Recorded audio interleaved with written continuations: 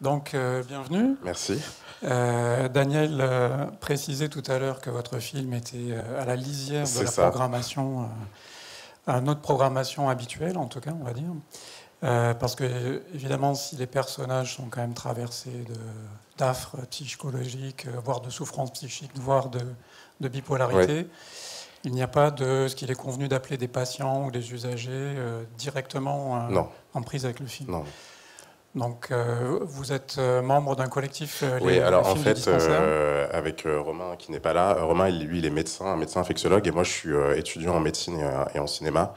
Et avec d'autres personnes, on a créé une association qui s'appelle les films du dispensaire et qui, en fait, nous permet de faire des films qui traitent de sujets de santé, de sujets médicaux, ou justement, parce que, en fait, pour nous, enfin, la maladie au sens large est source, en fait, de narrations diverses et variées.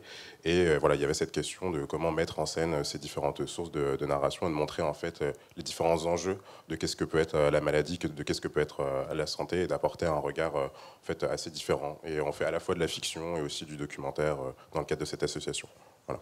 Je crois que votre association va fêter ses 2 ans Ouais, c'est bientôt. ça. Ouais. Je sais plus, je sais plus exactement elle a été créée, mais là on a fait 4 films pour l'instant et voilà.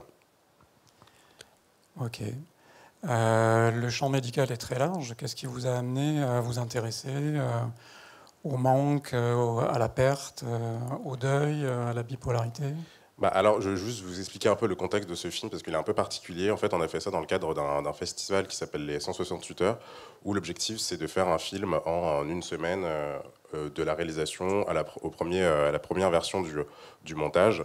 Voilà, il y a une période de sélection juste avant. Donc voilà, on s'était dit, on doit réaliser un film en une semaine dans le massif des Bauges, un peu en autarcie. Donc on essaie de trouver un peu une histoire qui pouvait un peu s'allier à tout ça. Donc on voulait un peu parler de deuil. On était en plein premier confinement quand on a écrit ce film. Donc peut-être qu'on a été influencé par le contexte. Et non, voilà, enfin, la maladie mentale nous intéressait beaucoup. Enfin, moi, je la connais assez bien pour en souffrir aussi un peu. Donc, il y avait aussi cette volonté un peu, par l'écrit, un peu, voilà, discuter en fait les enjeux de la santé mentale, mais pas forcément que du côté, enfin, de la personne qui souffre de la maladie, mais aussi en fait de l'aidant, qui est toujours qui est très particulier dans tout contexte de santé, mais qui est d'autant plus particulier dans la santé mentale et avec des pathologies telles que la bipolarité qui met en fait en place des enjeux de communication qui sont très bordéliques. Et c'est ça qu'on voulait mettre en scène en utilisant en plus Baudelaire qui, voilà, enfin, il y a un peu l'écrivain du langage chaotique. Et voilà, pour exprimer un petit peu la globalité. Alors, on voit que les problèmes de communication débordent le cadre strict de la Ouais, pathologie, puisque la relation avec la mère et la fille oui, est difficilement aidante, en tout cas chaotiquement oui, aidante c'est ça. aussi. Non, non, voilà, enfin, ça montre un peu, voilà, à quel point en fait la maladie peut prendre part dans une vie, mais pas que dans sa vie propre, mais aussi dans un schéma familial autour de ses proches, etc. L'entourage. Voilà, voilà, c'est ça. Et que c'est un peu plus ça en fait qui peut peser plus que la maladie, en fait, que la souffrance qui est causée par la maladie en elle-même. C'est en fait les conséquences que ça a autour de soi, en fait. Et de montrer qu'en fait, la sœur, en fait, elle a un peu sacrifié sa vie. Elle a aidé constamment son frère. Elle se retrouve dans une situation où, d'un côté, elle regrette son frère qui est décédé, mais d'un côté, elle est soulagée en fait de pouvoir enfin commencer sa propre vie. Et tout l'enjeu de ce film, est un peu là en fait. Est-ce qu'elle peut s'autoriser elle-même à vivre sa propre vie? Est-ce que son frère défunt l'autorise aussi à vivre sa propre vie? Enfin, Vous le disiez, l'écriture a beaucoup d'importance dans le film, hein, que ce soit à travers les carnets du frère, à travers Baudelaire évidemment, les dialogues qui sont très très écrits par la force des choses. Qu'est-ce qui vous a fait choisir d'aborder les choses de façon aussi écrite, aussi, on pourrait dire, il y a un côté artificiel qui produit un effet hein, dans la relation entre la sœur et le frère. Qu'est-ce qui vous a fait choisir cette approche-là? je pense que, enfin, déjà, on aime beaucoup en fait les dialogues qui sont très écrits. Enfin, les autres films qu'on a fait, il y a quand même pas mal d'écriture. Et là, vu qu'on voulait aussi mettre en scène, vraiment mettre en scène des textes poétiques, voilà, c'était un peu la contrainte qu'on s'était donné, qui n'a pas forcément été très facile à l'écriture, de bien jauger, etc. Voilà, donc c'est pour ça qu'on a alterné entre des moments quand même de silence où il n'y a pas vraiment trop de dialogue et des moments où ça parle, où ça parle. Et, où ça parle, mais en fait, où ça communique pas vraiment. C'est ça aussi qu'on voulait encore montrer, avec en fait, le frère qui ne parle qu'en Baudelaire, et qui, Baudelaire, c'est Baudelaire, donc c'était quand même difficilement compréhensible, même quand on s'y connaît un petit peu, et la sœur qui est complètement un peu hermétique à tout ça, parce que déjà, enfin, il vient, il revient, il parle qu'en Baudelaire, donc c'est chiant.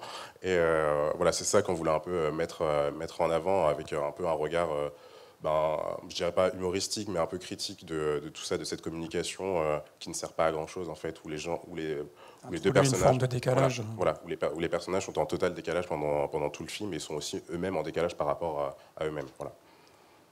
Et la question un peu angoissée de la sœur, est-ce que tu vas rester Voilà. Surtout si tu restes en Baudelaire. Oui, c'est ça, surtout. Alors, il nous reste sans doute quelques minutes pour communiquer un petit peu avec la salle, ce qui n'a pas été très possible jusqu'à présent, mais on dispose d'un peu de temps avant de conclure. Donc, si quelqu'un dans la salle a des questions relatives au film ou à l'association, oui. Alors, je vais garder le micro à la main pour pas que le micro circule. Il faut que tu le gardes à la main, je pense. Ah, trop tard. C'est pas grave, il y en a plein. Bonjour. Bonjour. Merci de cette réalisation, je la trouve vraiment très Merci. belle, et elle vient en écho d'un film que j'ai vu récemment, Les Intranquilles de Joachim Lafosse. Vous l'avez vu? Ouais, non, je l'ai pas encore vu. Vous avez entendu parler de ce Ouais. film? Oui, sur la bipolarité. Et c'est vrai que les acteurs, je les trouve très très bons, hein. Tous les deux, ils sont vraiment dans... Je l'en transmettrai. Ah oui, dans une très jolie fiction, et bravo aussi aux acteurs, hein. Merci. C'est vrai que ce qui est fort, c'est de montrer en effet comment l'entourage est très compromis, hein, avec la maladie mentale. Et vous disiez que ça... Parce que Joachim Lafosse, c'est son histoire aussi un petit peu. Et vous disiez que vous, ça faisait écho aussi à votre histoire. Oui, à mon histoire Vous disiez personnelle, ça au oui. début. Ouais. Et vous aussi, vous vivez un peu des choses comme ça. Oui, voilà. Enfin, après, voilà, le film, on l'a réalisé l'été dernier. Donc, moi, dans ma vie personnelle, j'ai évolué. Donc, le revoir aussi, c'est toujours particulier de le revoir, de voir un peu, moi, comment j'ai pu évoluer par rapport à mes propres problèmes psy, etc. Et de revoir ce film et de voir les échos que j'avais pas forcément pensé à l'époque de l'écriture, et de voir qui sont là, quoi. Mais oui, j'insiste sur le fait que je trouve que dans la maladie mentale, ce qui est très compliqué, c'est vraiment l'enjeu de communication avec les autres. Et c'est ça qui pèse le plus, en fait. Et c'est là où se situe le plus pour moi la souffrance de cette étape où on se dit qu'on a un peu une peine pour l'autre. Et c'est ça qu'on voulait un peu montrer dans le film, en fait, où en fait, le personnage qui souffre de bipolarité, il est dans une situation très compliquée. D'un côté, il a envie que sa sœur reste parce qu'en fait, il est dépendant d'elle, et d'un côté, il sait qu'elle doit partir. Déjà parce qu'il est mort, mais aussi parce qu'elle doit faire sa propre vie, quoi. Et c'est assez difficile, de jongler entre ces deux sentiments qui sont très, très forts et un peu contradictoires. Oui, et puis l'histoire des médicaments aussi, de choisir, Oui. De voir que le traitement peut l'affaiblir pour sa créativité, en fait, pour sa propre créativité. Donc, ouais, c'est très touchant. Merci à vous. Ok, donc une question. Je voudrais savoir, en fait, si c'est possible de... si tout le monde peut venir dans cette association et apprendre à... l'association dont vous avez... Comment ça se passe pour participer au film du dispensaire? Alors,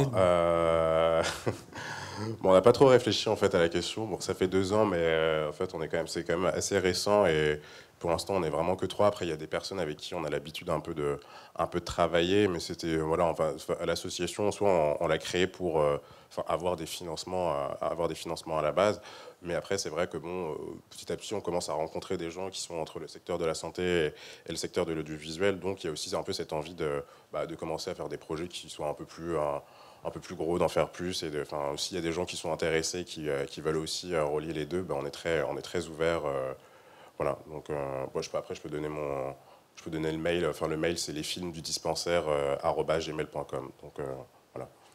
Si jamais il y a des personnes qui sont intéressées, on est très ouvert à la discussion et pour voir les opportunités possibles. Merci. Ok, donc il nous reste encore un peu de temps. Donc, si le public veut se saisir de cette opportunité.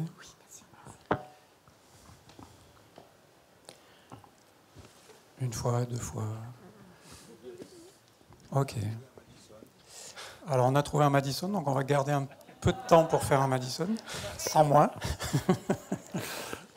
En tout cas, l'intérêt cinématographique de votre film a été souligné. Et c'est vrai que moi, je ne l'avais pas abordé en premier lieu, mais on peut effectivement surenchérir aux compliments et du côté des comédiens et du côté du repérage, des cadrages, le montage. Enfin, c'est vraiment...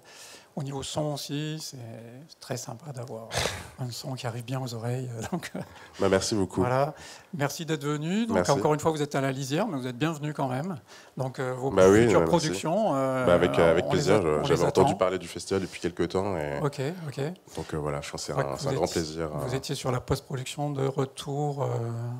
non, mais en fait, c'est parce que vu que je m'intéresse pas mal vu que je vais faire psy tout simplement, j'avais déjà tombé sur ce festival et j'avais pas encore eu l'occasion d'y aller. Du coup là, j'y vais en présentant un film, donc c'est toujours un plaisir. Vous faites d'une pierre deux coups. Voilà, c'est ça. Et donc s'il y a d'autres films qui parlent de santé mentale, ce sera avec plaisir de les présenter. Ok.